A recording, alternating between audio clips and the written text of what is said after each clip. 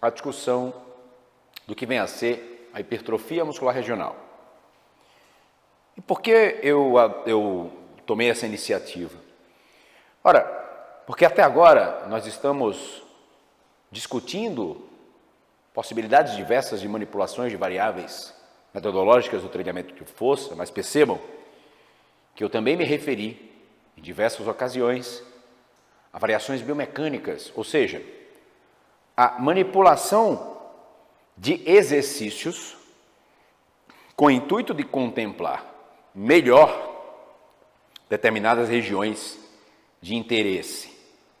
Mas não faria muito sentido apresentar esse discurso sem trazer à baila o que a literatura hoje entende como fenômeno da hipertrofia muscular regional. E talvez a hipertrofia muscular regional seja identificada por atletas, por treinadores, a longo prazo, ou seja, há muito tempo, antes mesmo das discussões consignadas e registradas na literatura.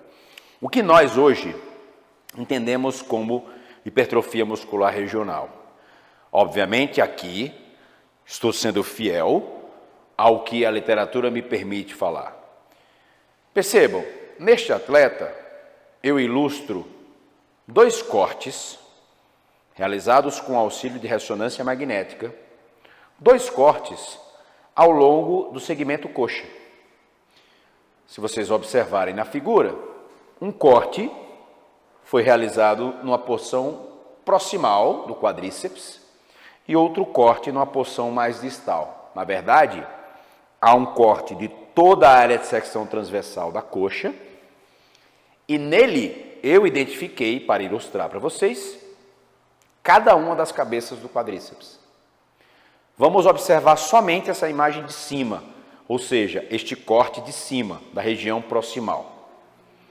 Professor, a região proximal é algo identificável? O que eu chamo de região proximal? Se eu tenho 2 cortes, um mais próximo à origem desses músculos e outro mais próximo à inserção, eis que eu tenho 2 parâmetros de avaliação, um proximal e um distal. Mas eu poderia, por exemplo, realizar vários cortes, vou citar o trabalho do Akahara e colaboradores, 13 cortes ao longo do segmento braço.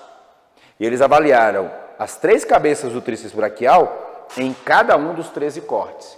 Então eu teria cortes mais proximais e cortes distais, mas também teria cortes na região média do segmento. Ficou claro para vocês? Ótimo. Só estou mencionando porque vocês podem se deparar, por exemplo, com a leitura de artigos que discute a região proximal apresentou um aumento de espessura de X%, enquanto a região distal. Então perceba que quando os autores se referem à região proximal, região distal, já sabemos que eles avaliaram 2 porções próximos distais distintas de um determinado grupo muscular ou de um determinado músculo. Legal. Voltando à imagem, olhando somente para o corte de cima, portanto para o corte proximal, realizado na região proximal. Percebam que em vermelho eu identifiquei o vasto medial desse atleta. E lá no corte vocês vão encontrar a área de secção transversal do músculo vasto medial, na respectiva imagem. Perceba que em verde eu identifiquei o reto femoral desse atleta. E lá no corte transversal, ou seja, lá na imagem obtida com ressonância magnética, eu identifiquei a área de secção transversal do reto femoral. A mesma coisa fiz para o vasto lateral, na cor azul, e para o vasto intermédio, na cor laranja.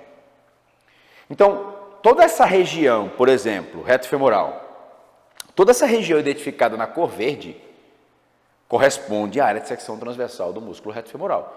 Quando eu avalio com auxílio de ressonância magnética, por exemplo,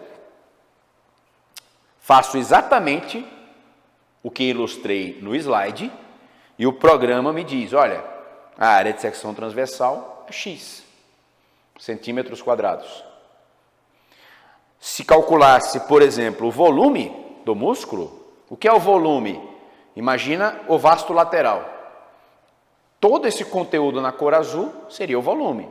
Como eu calculo o volume? Ora, realizo vários cortes como esse, circulo no programa, utilizo o Osirix, por exemplo, circulo no programa e ele me dá o volume. O que é o volume? É todo o conteúdo do músculo. Vocês vão encontrar alguns estudos que avaliaram volume, vocês vão encontrar outros estudos que avaliaram área de secção transversal, vocês vão encontrar outros estudos que avaliaram somente a espessura. Se olharem na imagem de baixo, eu identifico a espessura. A espessura é essa linhazinha ali, olha, presente no vasto lateral da imagem distal. É a distância entre a aponeurose superficial e a aponeurose profunda. Resumidamente, é a profundidade do músculo. Se ele hipertrofia, aumenta essa medida de espessura. Ou seja, posso avaliar somente o aumento da espessura para discutir a hipertrofia muscular. Tudo bem? Ótimo. Dito isto, por que nós trazemos à discussão de técnicas e métodos avançados os conceitos de hipertrofia muscular regional? Por que, professores? Um exemplo eu já citei. 4 cabeças do quadríceps são extensoras de joelho. No entanto, nem toda a extensão de joelho será igualmente efetiva para as 4 cabeças do quadríceps. Ao passo que a cadeira extensora tende a priorizar a hipertrofia de reto femoral em relação a vastos, embora devamos esperar a hipertrofia relevante de vastos em resposta à cadeira extensora, exercícios como agachamento tendem a subdemandar do reto femoral, mas não dos vastos. Ora, eu estou comparando 4 músculos que compartilham da mesma ação articular e extensão de joelho, da mesma inserção distal, da mesma inervação, os 4 são inervados pelo nervo femoral. No entanto, nem toda extensão de joelho, nem toda modalidade de extensão de joelho será igualmente efetiva para as 4 cabeças do quadríceps. Querem um exemplo? Só para nós ilustrarmos. Imaginem que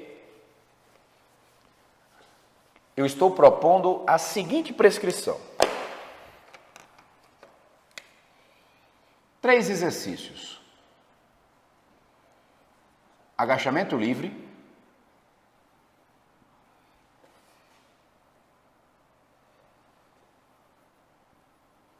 Leg press 45.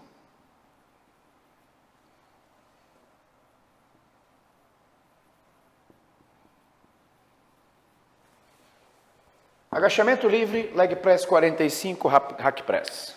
Tudo bem? Ótimo. Agora imaginem que nessa prescrição eu sou o cara dos métodos. Eu sou especialista em métodos. E como especialista em métodos, eu vou propor no agachamento um drop set.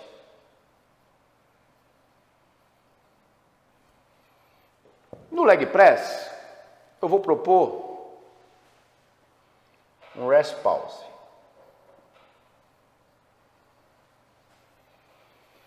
E no hack press eu vou fechar com um 3-7.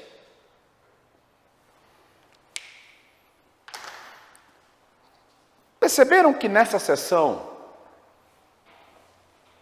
a prescrição ficou apresentável, ou seja, o praticante se depara com essa prescrição e diz: caramba, meu treinador é matador. Ele me coloca um drop set no agachamento livre, depois ele vai para o rest pause no leg press. Agora isso aqui de verdade, tudo bem? Não é simulacro de drop set dentro de rest pause, não. E fecha no hack press com um 3-7. Poderiam ser outros métodos, imaginem. A pergunta que eu tenho a fazer para vocês. ênfase sobre quadríceps, tudo bem? Houve variação de exercícios nessa sessão? Houve. Houve variação de exercícios. O treinador empregou métodos coerentes com os respectivos exercícios? Também. Posso realizar um drop set no agachamento, evitando a falha, por exemplo, aproximando da falha. Posso realizar um rest pause no leg press. Posso realizar um 3-7 no hack press. Essa sessão foi extenuante para o praticante? Foi. Se bem executada, foi extenuante. Embora haja variação de exercícios, embora esse praticante saia arrastado da academia, eu te pergunto, o treinador foi efetivo na combinação e na seleção dos exercícios? Pensando aqui hipertrofia de quadríceps? Não. Ele combinou 3 exercícios, na verdade ele planejou, reuniu 3 exercícios em uma sessão, aplicou métodos, realizou, ou seja, tornou esses exercícios extenuantes para as suas respectivas séries.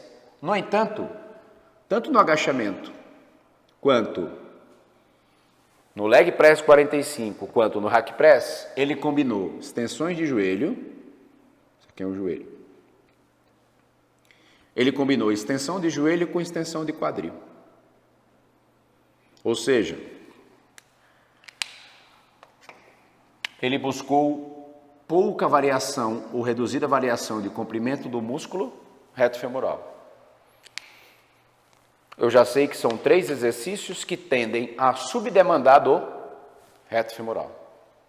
Por mais que eu aplique aqui métodos extenuantes, imagina, colocou um GVT no leg press, usou o agachamento para um cluster set, trabalhou aqui com intensidade elevada, sem falha, e daqui para cá ele usou métodos de alta densidade. Legal. Ele repetiu nos 3 exercícios combinações de extensão de joelho e quadril. E, nos 3 exercícios, o maior torque de resistência, o ponto de maior dificuldade, coincidirá com ângulos muito próximos de flexão de joelho. O que isso quer me dizer?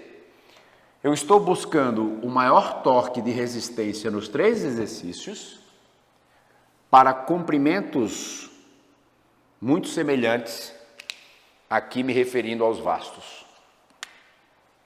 Vocês perceberam que eu variei exercícios? Vocês perceberam que eu tornei a sessão extenuante, difícil? Mas vocês perceberam que eu pequei na seleção dos estímulos? Olha outro exemplo. Imagina que eu venho com esse mesmo praticante para o agachamento livre. Vou manter o primeiro exercício. No entanto, eu coloco uma cadeira extensora e uma nórdica reversa.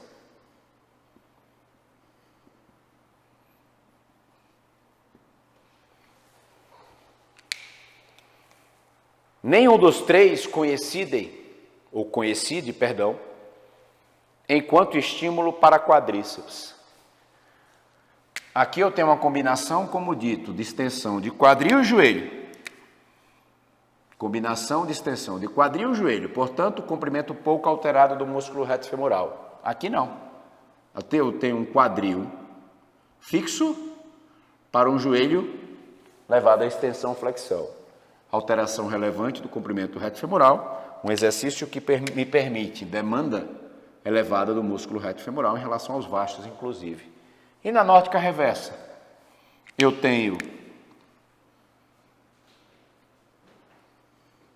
um alongamento total das 4 cabeças do quadríceps.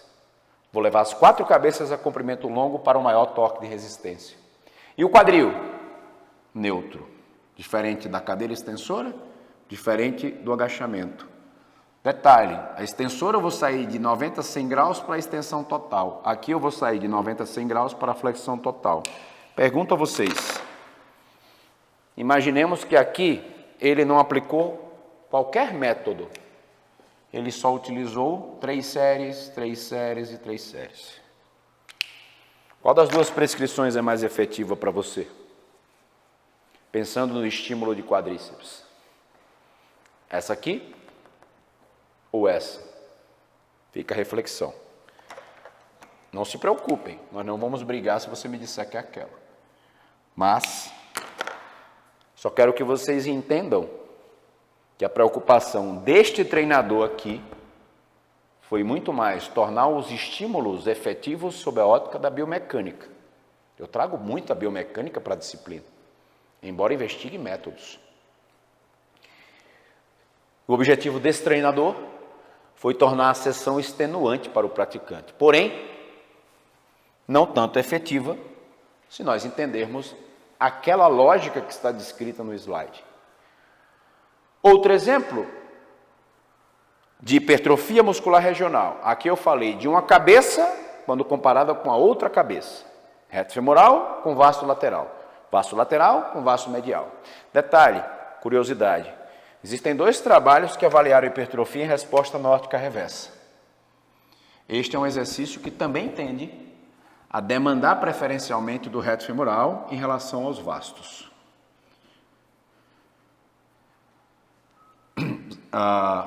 Trabalho do Alonso Fernandes, publicado em 2018, colaboradores, avaliou só reto femoral. Um aumento de espessura de aproximadamente 9%. No trabalho de 2020, eles avaliaram, com base nessa mesma coleta aqui, vastos lateral e medial. O vasto lateral apresentou um aumento de espessura de aproximadamente 4%, é 4 e alguma coisa, enquanto o vasto medial de aproximadamente 6%. Só a título de curiosidade, quando alguém me pergunta, professor, o que seria mais estratégico para o vasto medial? Os últimos graus da cabeça extensora, eu costumo dizer o seguinte, ora, se eu tenho o vasto medial como um músculo penado, que apresenta fibras dispostas obliquamente, inclusive você pode encontrar uma divisão sugerida para o vasto medial oblíquo, essa porção mais distal, vasto medial longo, essa porção mais proximal. Se eu tenho fibras dispostas nesse sentido, ou seja, mais anguladas, mais próximas a uma disposição transversal, se eu fosse sugerir um estímulo potencialmente hipertrófico para este músculo, ele não seria caracterizado pelos últimos graus de extensão de joelho na cadeira. Ele seria caracterizado pelos últimos graus de flexão irresistida do joelho. Ou seja, ao meu ver, entendendo a arquitetura do vasto medial, é muito mais lógico entender, ou é muito mais lógico supor, que este estímulo aqui buscado na óptica reversa, ou outros que você leve a flexão de joelho sustentada, por exemplo, buscar amplas discussões de flexão de joelho num leg press, num hack press, por exemplo, seria mais estratégico, considerando a arquitetura do próprio músculo. Mas é só uma opinião que eu gostaria de registrar.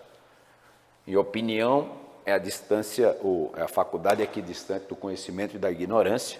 A minha está certamente mais próxima da ignorância. Mesmo assim, eu fiz o registro. Tudo bem? Voltando para o slide. Olha o vasto lateral em